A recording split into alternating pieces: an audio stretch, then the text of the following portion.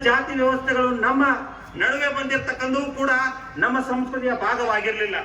ಅವು ಪರಕೀಯರ ದಾಸ್ಯದಿಂದ, ಪರಕೀಯರ ಆಡಳಿತದಿಂದ ಬಂದಿರತಕ್ಕಂತ ಒಂದು ಕೆಟ್ಟ ಪದ್ಧತಿಗಳು.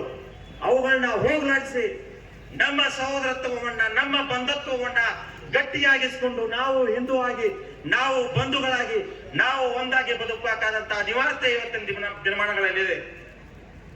ಹಾಗೆಯೇ ಯಾರೂ ಕೂಡ ಜನ್ಮತಃ ಇವರು ಕೀಳು ಇವರು ಮೇಲು ಅನ್ನುವಂತ ಸಂಸ್ಕೃತಿ ನಮ್ಮಲ್ಲಿಲ್ಲ. ಹಾಗಾಗಿ ನಮ್ಮ ಸಂಸ್ಕಾರಗಳಿಂದ ಮಾತ್ರ ನಾವು ಭಿನ್ನರಾಗಿಸ್ಕೊಳ್ಬೇಕು, ನಮ್ಮ ಸಂಸ್ಕಾರಗಳಿಂದ ಮಾತ್ರ ಉಚ್ಚರಿಸಿಕೊಳ್ಬೇಕೆ ಹೊರತು ಈ ಜಾತಿಗಳಿಂದ ಆ ಜಾತಿಯಲ್ಲಿ ಹುಟ್ಟರೆ ಹೆಚ್ಚು, ಈ ಜಾತಿಯಲ್ಲಿ ಹುಟ್ಟರೆ ಕಡಿಮೆ ಅನ್ನುವಂತ ಪದ್ಧತಿ ನಮ್ಮಲ್ಲಿ ಇಲ್ಲ.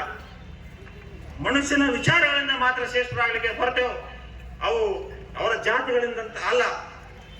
ಹಾಗೆಯೇ ನಮ್ಮಲ್ಲಿ ಹಲವಾರು ರೀತಿಯ ಸಂಪ್ರದಾಯಗಳಿವೆ, ಹಲವಾರು ರೀತಿಯ ಭಾಷೆಗಳಿವೆ, ಹಲವಾರು ರೀತಿಯ ಜೀವನದ ಆಚಾರ ವಿಚಾರಗಳಿವೆ. ಆ ಎಲ್ಲವನ್ನು ನಾವು ಭಿನ್ನತೆಯಲ್ಲಿಯೇ ಏಕತೆಯನ್ನ ಕಾಣುವಂತ ಕೆಲಸವನ್ನ ಮಾಡೋಣ ಅನ್ನುವಂತ ಮಾತನ್ನು ಹೇಳ್ತಾ, ನಾಳೆ ನಾವು ಭಾರತ ಹುಣ್ಣಿಮೆಯನ್ನ ಆಚರಿಸ್ತೀವಿ. ಭಾರತ ಹುಣ್ಣಿಮೆಯ ಸಂದರ್ಭದಲ್ಲಿ ನಮ್ಮಲ್ಲಿ ಒಂದು ಪದ್ಧತಿ ಇದೆ. ಮನೆಯ ಬಾಗಿಲುಗಳಿಗೆ ತೋರಣವನ್ನ ಕಟ್ಟಿ ಜಾಂಟಿಗಳನ್ನ ಹೊಡಿತಾ ನಮ್ಮ ಜಗಲಿ ಮನೆಗಳಿಗೆ ಹೋಗಿ ದೇವರನ್ನ ಕರ್ಕೊಳ್ಳೋ ಪದ್ಧತಿ ಇದೆ. ಬರೀ ನಾವು ಈ ಸಲ ದೇವರನ್ನ ಕರ್ಕೊಳ್ಳೋದು ಮಾತ್ರ ಅವಶ್ಯಕತೆ ಇಲ್ಲ.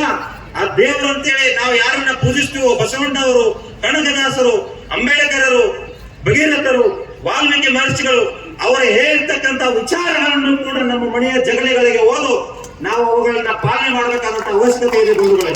ಹಾಗಾಗಿ ಜಾತಿಗಳ ಹೊಡೆದಾಟಗಳಿಂದ ಮುಕ್ತರಾಗಿ ಸಮಾಜವನ್ನ ಕಟ್ಟುವ ಸಂಕಲ್ಪದೊಂದಿಗೆ ಈ ಕಾರ್ಯಕ್ರಮದಿಂದ ನಾವು ತೆರಳೋಣ. ನಾಳೆಯಿಂದ ಅವುಗಳನ್ನ ನಮ್ಮ ಜೀವನದಲ್ಲಿ ಅಳವಡಿಸಿಕೊಂಡು ಅನುಷ್ಠಾನ ಮಾಡಿಕೊಂಡು ಹಿಂದೂವಾಗಿ ಬದುಕೋಣ, ಹಿಂದುತ್ವದ ಎದೆಯಲ್ಲಿ, ಬಾಂಧತ್ವದ ಎದೆಯಲ್ಲಿ ನಾವು ಬದುಕೋಣ ಅನ್ನುವಂತ ಮಾತನ್ನ ಹೇಳ್ತಾ ನನ್ನ ಮಾತುಗಳಿಗೆ ವಿರಾಮವನ್ನ ಹೇಳ್ತಾರೆ. ಜಯ ಹಿಂದ್. ಧನ್ಯವಾದಗಳು. ಈ ಕಾರ್ಯಕ್ರಮದ ಪರವಾಗಿ ಪ್ರಾಸ್ತಾವಿಕ ನುಡಿಗಳನ್ನು ಆಡಿರುವಂತಹ ಸತೀಶ್ ಕಡಾಡಿ ಅವರಿಗೆ. ಇನ್ನು ಮುಂದಿನದಾಗಿ ಈ ಕಾರ್ಯಕ್ರಮದಲ್ಲಿ ಮುಖ್ಯ ಪ್ರವಚನಕಾರರಾಗಿ, ಉಪನ್ಯಾಸಕರಾಗಿ ಮಾತಾಜಿ ಕಾವ್ಯ ಹಿರೇಮಠ ಅವರು ಆಗಮಿಸಿದ್ದಾರೆ. ಅವರು ಒಂದು ಉಪನ್ಯಾಸವನ್ನು ನೀಡಬೇಕು.